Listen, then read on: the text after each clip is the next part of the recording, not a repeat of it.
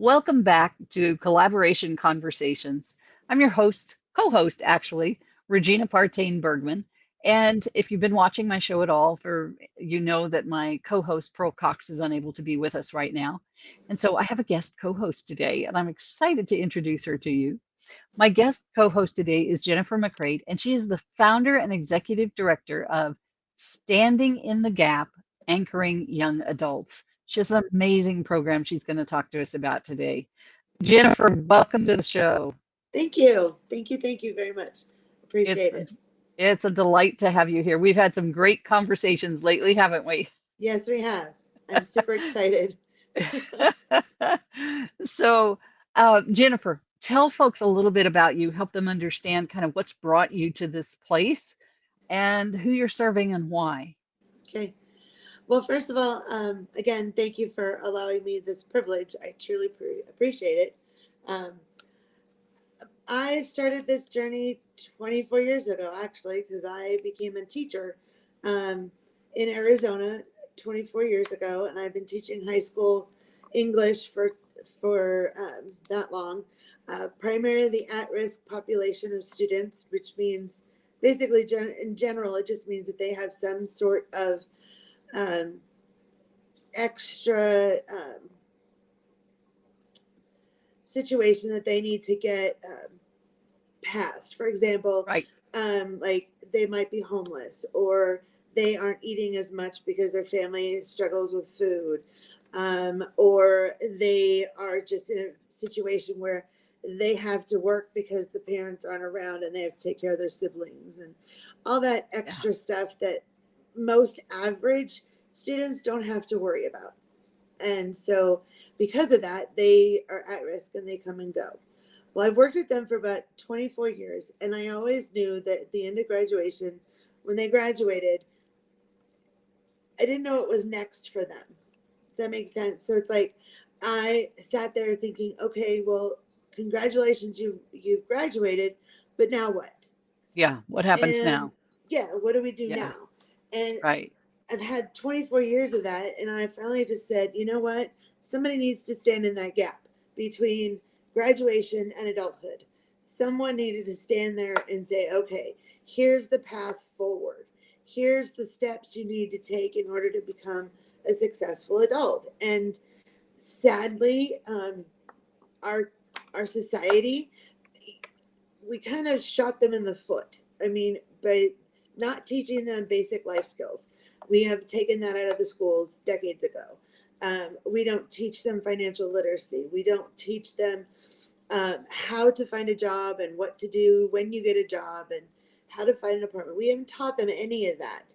Yet we Right. expect them when they graduate, they just should know. That's just what they should Right. do. Yeah. And but they don't. And so my organization has come about to do exactly that, is to stand in that gap, is to use the evaluation system that I created that is literally my brain on paper, how to identify their strengths and their weaknesses in their different um, situations. For example, I find out where their mental health is. I find out how well do they know literacy of financial literacy. Do they understand how to get a job? Like I go through all these sections to determine their need. And then once I've figured out their need, then I move forward and I find the resources for them in order to accomplish those skills. Um, Mm, and it is a 6 month program, and so far the kids that I've worked with have all become successful. One awesome. of them actually became my assistant director. She learned a lot and she built the confidence and understood what she needed to do, and now I'm blessed that she is my assistant director. Oh, yes, So absolutely. Wow. that's what I do in a nutshell. Um, Yeah. there's a lot more to that, and I would love to talk about it more. But um, so hopefully, And as we we go will. along, we will talk. Yes, there's more to come. More to So come. So, a few key things that I wanted to unpack a little bit about. First of all, I love that you're standing in the gap, that you recognize there's a gap and you're standing in it. And one of the things that came to my mind as you were talking about that gap is, foster children Mhm. can also be at risk, right? And Yes. and what do we do when they turn 18? Right We turn now, them out, right? yeah, They're exactly. just And turned out. Yeah, yeah. So, and yeah, in New Mexico, I've talked to Adult Protective Services, and they're another group that I work with. Um, they said that when kids are leaving the foster system, or even juvenile probation and that kind of stuff, they end up in the Adult Protective Services lane, right? and they still don't have any. They They don't don't have know a what to path do with for them them. either. Yeah. Yeah, So it's such a need in so many areas: foster care, juvenile probation, um, adult protective services, schools, districts. yeah, It's everywhere. it's So, everywhere. There, yep. some other areas, and boy, there's so much we could talk about here. I want to kind of make some mental notes here and just kind of some things to come back to for sure. Sure. One of which is how we help school systems prepare these children, how we can help them be ready. So that's a whole big discussion we'll have as part of this discussion. Okay. But the other piece, I want to bring in collaboration here for a Yes. moment, because what you are doing, everything about your business requires collaboration, doesn't it? Yes, it does. It's Because a you key don't component. you provide the assessment Hmm. and you provide some training, Hmm. but also you've got to hook up with all of these other organizations that can help these people, right? Exactly. Yes. Yeah. And that's collaboration, isn't it? Yes, ma'am, it is. How It's easy is that? networking and collaboration.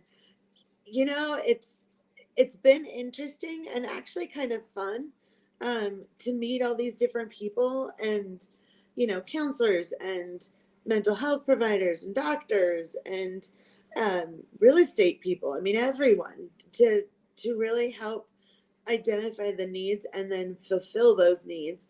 And it's been fun because getting to know them, it's really funny that they all have similar passions. Everyone Yeah. wants to help people Right. be successful, Right. because if their client or their collaborator, if I'm successful, then you're successful. If you're Yeah. successful, then I am. And it's a community that needs to be grown. Right. And I was just talking to someone yesterday about this, and what made it interesting for me is that because I'm a nonprofit, I don't have the same governmental regulations that other entities have. For Okay. example, Yeah. Give me an I example. can't, I can't just, I mean, okay, CYFD cannot always get all the resources. They don't have connections in all those areas. They don't Right. have the pot of money in order to get them these services, right? Right. And so, because I'm a nonprofit, I can go anywhere I want. I can Yeah. talk to whoever I want. I can Right. partner with whoever I want. And then it becomes, I have a bigger pot, a Right. bigger group of people that I can collaborate with. And it releases that tension with CYFD and foster and schools and things from having to try to figure it out on their own. Yeah. It's kind of like a stopgap. Here I am standing in this gap, and they're coming to me and they're like, okay, what's next? And then I'm able to say, okay, well, I've got these people that we need to collaborate with, and let me call them, Right. you know, and other entities like COFD, Justice Probation, things like that. Now, what is that acronym that you're giving there? Um, Ended in FD. What was that? CYFD is Children, Youth, and Family Services here in New Okay. Mexico. CYFD. Okay. Yeah, I'm sorry. I'm so used to all these acronyms, I forget that other people don't know. Don't always know that. Yeah. Yeah. So they go by CPS, Okay. Okay. different Got it. depending on the state. Yeah. Yeah. So, One of and the then things, go go ahead. ahead, please. No, go ahead. The other thing is the justice probation situation, because Right. when kids are in that situation where they've done something criminal and they're having to be released, they have to go through a process to determine, what their release will look like. Right. And what is interesting is that what I do, that evaluation system, could give the courts, a little bit of a Mm. different picture of what the kid needs, and then it's a little more full, and then they're able to talk to me and help, and I can help them find those specific resources that they don't necessarily have I access to. love that. Yeah. I love that. One of the things that I really appreciate about the way that you approach this is that you approach it from a very entrepreneurial perspective as opposed to a bureaucratic perspective. Does that make sense? Yeah. I hear entrepreneur in you all the time. I don't hear bureaucrat. Thank you. I don't want to be a bureaucrat. Right, right. No. Sorry, all the bureaucrats out there. No, Yeah, sorry. no, It's no. not But for it me. but it allows you to be, correct me if I'm wrong, it allows you to course correct faster, to see opportunities faster, whether that's opportunities for partnering with other people and collaborating with them, or whatever those opportunities are. It allows you, I think, when you come at it from that entrepreneurial perspective, you come at it from a more creative standpoint. Yeah. Yes. Yeah. It's fun because it's like, And let me just add, Jennifer, I'm in no way downplaying all the many, many people out there who help others and who help children and all. Yeah, we appreciate all the work that is done. yes. I just Yes. think that sometimes things can get caught up in the bureaucracy and we don't get to make as much progress as we want. And the fact that you come in from this more entrepreneurial, creative perspective allows you some freedom to move faster and get Yes. results quicker. Yes. Ironically, this is the way I've always been teaching. I've always been that teacher that when a kid walks in my room, I can identify what they need very quickly, and then I can shift to meet their need exactly Right. where they are. And I can still teach and still do and get the objectives I want and teach them the curriculum, Yeah. but I am able to, as kids are talking or participating or doing whatever, I'm able to just do that shift real quick in the classroom as Yeah. to what each person needs. And so that's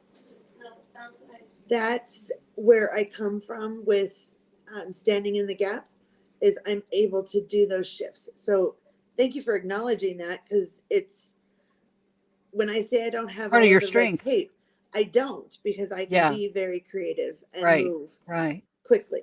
So, What could, I know there's some limitations, mhm. but what could schools do better or implement? I mean, let's say, what could they implement that would allow them to help prepare these students more? I remember when I was in high school, that was a long time ago, folks. We won't talk about how long ago, but when I was in high school, Right? my civics teacher had a passion for making sure that we understood more about what it was going to be like to go out into the world. And he really worked with us on that, and understanding money and understanding getting a job. And I mean, he did things that I think were a little out of the box, from a civics teacher perspective. But he wanted us to go out prepared.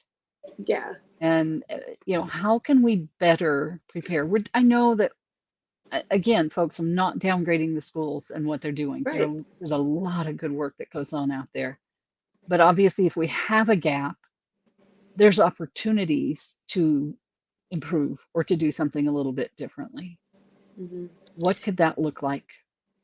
Um, well, it's bringing back civics class, to be honest with you. Mm. It's bringing back home ec, you know, it's bringing back the classes that I took decades ago. I mean, again, I won't say how Yeah, we long won't say how many it's years been. ago. We'll just leave that right there. Um, However, educators educators want our kids to be well educated and well prepared for life. Right. It has nothing to do with what our passion is or what our goals are or what we know the kids need. What has happened over the decades is teachers' hands have been tied. Um, Yes. we have been in a situation where the bureaucrats or the people that are running the state program or the government or whatever, we have legislatures and people that make rules about what educators should or should not do. And Right. instead of asking us what we need to do in order to help the kids be prepared, they tell us. And then all Right. of a sudden we are now boxed in. And it's it makes us sad because we can't Yeah. do what we need to do. And Right. I mean, I will go back to when I first started teaching. President Bush at the time did the No Child Left Behind Act. Um, Right. and although it was out of a good heart and a good place because his wife was an educator, and so he Right. kind of lent his understanding through her. But the problem is by doing that, the schools were forced to get rid of certain types of classes because now we had to ensure that they passed their final math test, that they passed their English test, that they passed all these things, which are all things that need to be done. I'm not saying Right. that at all. But because we geared it so close to those, we needed more time in order to do it. And by doing that, we cut other Mm. programs and classes that were deemed not as necessary. Right. And Thus, the the home ec and the civics and those kinds of things went away. yes. And so they Mm. all kind of got pushed to the side. Basic electives got pushed to the side. I mean, they were trying to cut music and they were trying to cut PE and they were trying to cut recess for kids in elementary school. Mm. And by doing that and insisting kids get all of this information, which again is so needed. I am not saying at all. I'm a teacher through Right. and through, and Right. Yeah, you get 24 years of this under your belt. right. Yeah, exactly. I am all for getting them where they need to go, but the problem is that we bureaucrats have tied our hands, and they tie our hands every time they legislate anything. Um, and I mean, in New Mexico, I don't know how many teachers are always going up to our state capitol and saying, "Would you stop telling us what to do? Why don't you ask us what we think we need to do? Yeah. Let us as Have some professionals." input. Exactly. Yeah. And the sad thing is that society in general, although they respect teachers, they don't respect teachers. It's like, There is a certain amount of that. That's true. they're like, "Oh yeah, you're a teacher, thank you so much," and then they turn and they're like, "But we're going to tell you how to do your job." Well, you're Right. not a teacher. You didn't go to school and learn how to do all of this, but yet you think you have the ability to tell me what kids need or don't need or how to get them there, right? And Right. so that's where the gap starts to open up because Mm. I talk about what I call Swiss cheese education. There's so many holes throughout their educational life that by the time they get to high school and we graduate them, those holes are pretty big. Mm. And and those holes are the life skills, are the civic skills, are the ability to communicate and collaborate within class. I mean, I Right. don't like my last 4 or 5 years. My big thing was I had them working in groups all the time. How to talk to people, how Mm. to come together and collaborate and go to the same goal. There's that word again. I know. So I mean, it's necessary, It and is. Yes. and then on top of that, well, the other thing that has happened, and we all know it, the pandemic, all it did was shine a Oh my light gosh. on the system, is what Yeah. happened. Parents all of a sudden realized just how much work their kids do in a day, Yeah. and or in exactly what they were being taught, right? Right. And so the pandemic shone a light. It was like a big spotlight on just everything, and by doing that, it scared educators. I will tell you that right now. It scared all of us because on one hand, when the pandemic first started, we're like, no, we got to be back with our kids. And then as the pandemic went and things were changing all the time, then all of a sudden we had to decide between our families and our students. And it became this like hole, this Mm-hmm. chasm of information and of skills and of resources that now you're graduating kids that have no resources, right? They have nothing. And Yeah. I will tell you right now, there's 2,300 kids, 18 to 25-year-old student kids that are living on the streets of Albuquerque right now. Oh my goodness. And I will venture to say I probably know 5 to 10% of them that they've come through Rio Rancho Public Schools. Nothing bad about Rio Rancho Public Schools, they're amazing, but they came through where I worked. And then we lose them. As soon as they leave, we don't know where they went. You know, we hope and pray Yeah. that they're doing fine, but no, they're really on the streets. They don't know what to Mm. do. So, How do you get to them? If they're on the streets, how do you reach them? You personally, how do you reach them to get them into the program, to get them the help that they need? How do you find them? I find them in many different ways. A lot of it is word of mouth. Kids Uh-huh. are starting to acknowledge, like, they know what I do. And so the kids that I work with, they have friends who They're have sharing. friends who have friends. And Okay. because they're always looking for, they don't want to be on the streets, you Yeah. know? And so, Who does, right? right. And so they're looking for me. And so I'm doing it that way. Um, I also have, again, I have a partnership and a collaboration with like the justice system and CYFD and Adult Protective Services. And then also, it's just like at Thanksgiving, we made a bunch of meals and found them and walked out there and handed it to them and said, Awesome. you know, here's what we do. And if you are interested in doing it, give me a call, you know, and, or, you know, I can Have you give had that. much response from that, from Thanksgiving? Not yet. I will be very honest with you, not yet. I think I need to build that trust with Yeah, that you need to community get of back out kids. there. Yeah, Yeah.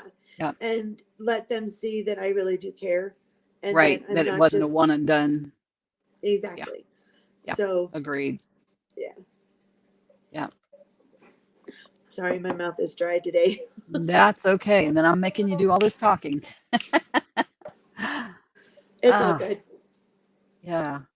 Um, the other So, thing I wanted yeah, to add to what you were asking, because you were saying, you know, where do the schools, where do they can fit in? And really what they're going to fit into is, again, bringing back those classes, but mm, also, you know, a round table of educators in the district and having it be a very like broad roundtable kind of a thing, where you're bringing in the educators from all different levels of teaching, you right. know, and sit down and ask them. Actually, have that conversation with teachers and say, okay, where are you concerned? What do we need to do?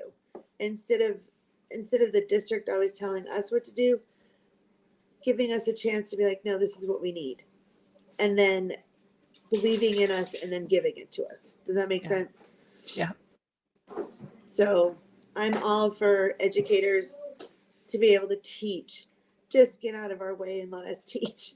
yeah, yeah, You know, it comes down to that. It's like, I don't know how many times I've been sitting in teacher lounges and things like that, that this is huge concern for them. What happens yeah, to these kiddos when they leave? right. And in New Because Mexico, you teachers care. For the most yes, part, teachers care, or they wouldn't be doing this. exactly. We do And care. yeah, And, you know, and it hurts us emotionally and physically when we watch the kids walk across yeah, the stage and we're so excited for them and proud for them. And then we say goodbye and they say, you know, good luck. And then literally, where'd they go? yeah, yeah. We have no way to know. And so I wanted to bring it back to something here in New Mexico. We have two things that are mandated in our education system. And one is any student with special needs, um, That could be ranging from just learning disabilities all the way up to mobility issues or whatever. When they graduate, they have to do what's called a transition plan. And it's literally they're given a plan. They're saying, okay, well, you need this service and this service and Right. this service. And they give them a piece of paper and they graduate, and then they're like, bye. Yeah. There's nothing that happens with that. The second one is high schoolers here in New Mexico have to have a next step plan, right? Okay. What happens after graduation? And all they're told to do is research a few jobs that they would be interested in and come up with which one you want to do. And then that's their plan. And then they graduate and again, they're lost.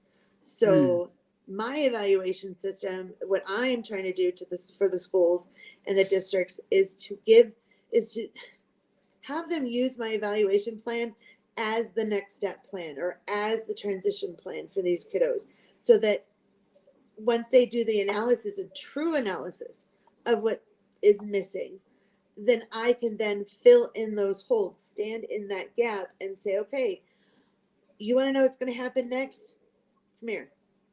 Yeah. This is what you need to do. And then my organization actually has the resources and the collaboration again to follow the kids through. Right. And So are you working on process that would allow the schools to notify you of those students that are graduating so that you could start that dialogue with them and get them in faster, get them moving forward quicker? I'm currently Yeah. working with the Rio Rancho Public Schools, just because I used to work for them. Right. But I've been talking to the Beta administration. test. And I'm in discussions with testing it with the Awesome. high school that I worked with. So Fantastic. that we already know they're the at-risk population. So Right. we're in conversations. And Awesome. because it's the end of the year and the end of the semester and finals are happening and Slowing down. we're going to revisit it after the first of the year. Yeah. And because then May's comes fast and the graduation comes really fast. Yeah. So then it's like, what do we do? So yes, I am good. I'm trying. All right. You have to promise me to remove that word from your vocabulary. Yes, ma'am. I'm doing my best. I'm doing my best. Yes. I can say I'm not I fall Yoda. There is victim no to that try. word every now and then myself. There's only do or do not. There is no try. That's right. Yeah. Quote Yoda. I always tell people that's a 4-letter word, and I've had people look at me like, 4 letters? That's only 3. Oh, okay. goodness. I will put that on my computer. There's no try. There is no try. Yeah. Do your best. That's all you can do. Yep. That's right? all I'm doing. That's all you can do. You can't do better than your best. Yeah. So. Well, and what's interesting is it's taken me, I don't know how to explain this. I know that as an educator, I know what I'm doing, right? I know what I'm doing in the class. I know I can sit down and write curriculum my eyes closed. Like I'm just used to doing it. Right. I've just shifted who my classroom is. I'm still doing what I've always been doing, and that is working with kids that need help. Right. I just get to do it my way now. Right. My hands are no longer tied. Yeah. I don't have to, worry about the bureaucrats and the bureaucracy that comes down. And so that's what I'm excited about is that I get to just be me and go and do and impact lives. Yeah. Work with the kids get out there and do change lives. Yeah. Yep. What's your goal for your current structure? In other words, where you're working at? I know you and I have talked about some bigger plans and and really getting this out farther, but currently, how many folks could you support in your program? How many folks could you help? I can venture to say probably about 50 kids a month. I have that structure right now that I can do. Yes, your Um, sister's been. and sorry, um, I have the structure to do 50 kids a month. So Right. in each kid, it's a 6-month process. So it would be Okay. the same 50 kids, and I would love to see the 125 seniors from the high school that I used to work at take this and then let me help them. But realistically, right this minute, I can do probably 50 a month. Does Right. that make sense? Yep. What would it take for you to be able to grow to be able to handle that 125? Um, I mean, what does that growth look like to be able to handle that? I'm obviously manpower is one thing, right? yes. Um, Manpower is one thing, financial is the other. yeah. Yes, I am selling my evaluation system, but I also take donations and sponsorships. Awesome. I am actually looking for some of those like collaboration and sponsorships with bigger companies like Intel, Amazon, Yeah. USP, Yeah. USPS, whatever their name is. Um, I'm looking for them to kind of sponsor some of these kids Oh, through the that'd be program. awesome. And the beauty is where you're located, there's a lot of those companies that could be motivated to participate and to sponsor because they're looking at their entry level workforce Hmm. They and are, and everybody's hurting for employees right now. So, yes. And what's yeah. interesting is like when I told you the kids don't know how to get a job or keep a job, I'm not kidding. I've worked with kids that'll go get a job and then 2 weeks later, because their boss said something to them that wasn't so nice, they quit. And I'm like, what? Why? Why did you Yeah. quit? Well, they Yeah. were mean to me. I'm like, and like, what's, it's that's just the way the world works. It's not a And sweatshop. no, exactly. They're So I, communication skills uh-huh, are critical in terms of helping them get and keep a job, understanding communication and understanding how to work with, collaborate with others, allow exactly. them to function better in that job so that they can hang on to it. Exactly. And that's what we do is we, That's what you depending on the teach. need. Yeah. Cause it's like, there are some kids who are going to need a lot of attention. They Yeah, are like so far behind in the curve that they right. need that one-on-one mentorship. And I offer Yeah, that. I have right, people that I can go to. And right now the mentors are doing it, just because they're passionate about kids. They're not getting right, paid for it. Um, but eventually that is what I want to do. right, I would like to hire eventually like 5 social workers, 5 counselors, mentors, people who are going to teach these classes both in person and online, yeah, um, so that there's nothing is hindering our ability to help. right, Is what I'm looking for. And right now, I have my 2 daughters are working for me. One is, well, I call her my non biological daughter. She's my assistant director. And then my actual daughter is my PR and social media. I stink at awesome. that, things. So, and then I have the support of the rest of my family. And again, all the connections that I've made and the collaborations I've made throughout my career, I have all Right, those. So right. I I'm I don't even know how to explain how excited I am because I'm like I want to just go get this done. I want to get this Yeah. done, and right So, now it's so let's break it down to what you have, what you still need. mhm, So you've got the connections, mhm, you've got the assessments, you've got the program built. mhm, Students are obviously there. mhm, It's a matter of pulling them in off the street at this point, mhm, but you've got a plan in place on working on that. mhm. So the primary thing holding you back at this point is funding. Is that correct? Yes, ma'am. Yeah. Yes. And getting those contributions, those donations, those sponsors Mhm. who want to be involved with this. And again, you and I talked the other day about, you've got a um, fantastic group of employers in your region there Hmm. that could be tapped for that.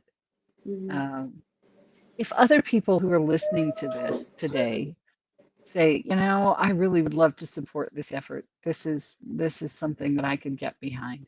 How could they do that? They can go to my website. It's sntganchoringyoungadults.org. And there's a go under ways to give. They can do a one-time gift. They can do an ongoing gift. Oh, Um, nice. they can sponsor a kid and help pay for that program for that one student. Yep.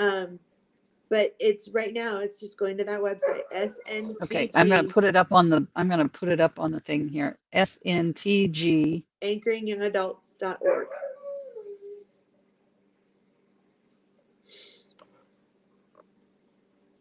Okay, let's add that. Oops. Make sure I got it right. Yes.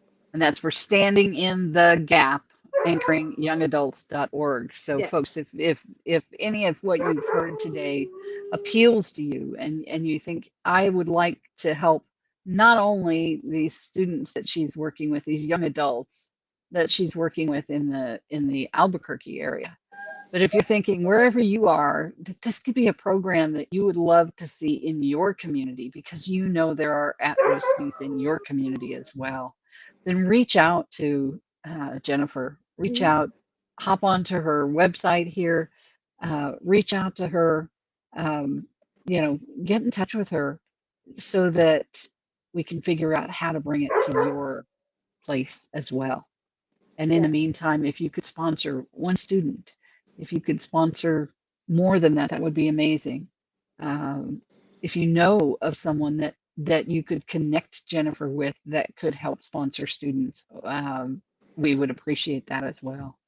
I Mm-hmm. just think that this is such a critical, what is the word I want? Service, I guess, will suffice for the moment. But such a critical service that she is offering, that she's providing so that we don't lose this generation of students, of this generation of young people that aren't prepared for the world, that have these special needs or special situations in their lives that have created these special needs. Mm-hmm. We don't want to lose one, Mm-hmm. let alone a whole generation of them. She talked about the school that she's taught at, 125 students in that program in their senior year. Multiply that across her state, across all the states, across the world. Mm-hmm. There are so many young people who need this. Mm-hmm. Jennifer, I just applaud you for doing this, for stepping away from your teaching career to do this. That you actually, stepped out of that career so that you could stand in the gap, Mm-hmm. anchor these young adults. It's such a joy to get to know you and what you're doing and help you in any way I can to get the word out so that we can help these youth. Thank Thank you you. so much. Thank you. I appreciate the acknowledgement that the kids need. And that's a big step, is acknowledging that there are a bunch of kids out there. There's a ton. Yeah, There's like, it's numerous all over the world, like you said, that yeah, have kind of lost that ability. And so I appreciate and the fact that we're acknowledging it finally, and we're not just yeah, sweeping it under the rug, but that that we're acknowledging it. And yes, anyone that is watching this, if they can go to my website, sntg.anchoringyoungadults.org, you can contact me from there. You can refer a kid from there.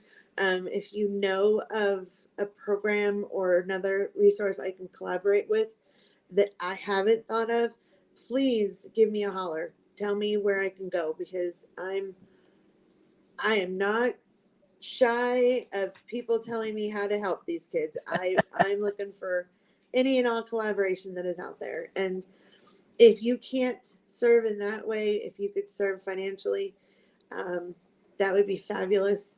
One last thing I just want to tell you about, and where your money goes. So if you were to donate, and where does your money go? Last December, one of my kids found out that there was a friend of hers who had a preemie baby in the hospital, and her boyfriend and her 2-year-old were sleeping in their car in the parking lot, because they had no place to go, they had no Yeah. resources, and the hospital wasn't going to release the newborn until they had some stability. And one of the kids got a hold of me, and I went and told them, I said, look, if you allow me, I will put you up in a hotel until we can find you a stable place to live. So the Right. entire month of December, I paid, standing in the gap, paid for their hotel, Wow.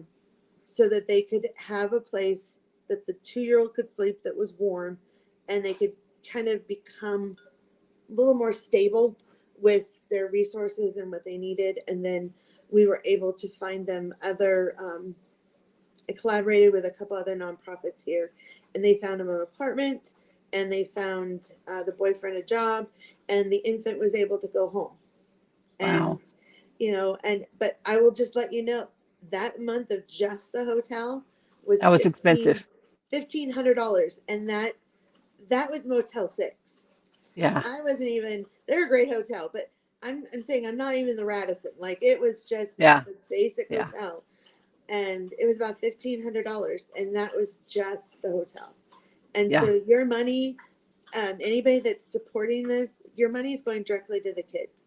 It's And you have a complete board of directors, mhm, and you have a full structure. You're registered as a nonprofit. You've mhm, done all of the dotting the i's and crossing the t's. You're not just someone out here who's saying, oh, I'm going to do this. You've gone correct. through the painful processes of getting it all set up properly. Yeah, it painful, very educational wise. Like, it's so funny. We always talk about the learning curve. You're Yeah. learning. No, I Yeah. had a straight up shot. Yeah. It was There you like, go. there I am. So yes, I am a Yeah. fully functioning nonprofit, and I Yeah. just wanted to let you know where your money goes. It goes to the That's kids. awesome.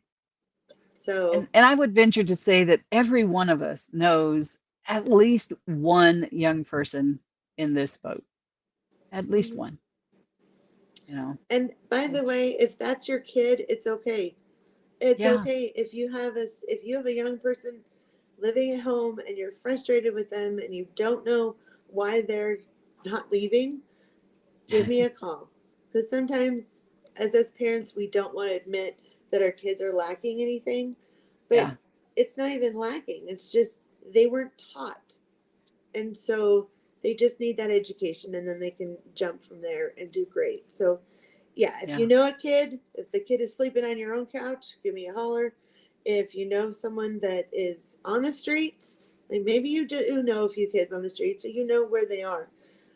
You know, give them my information. Call me, text me, whatever you need to do. All my information's on the website, and I'll go find them. I'm out there looking for the kids. So if you know of yeah. anybody, let me know. If you want to And you're in donate, the Albuquerque area.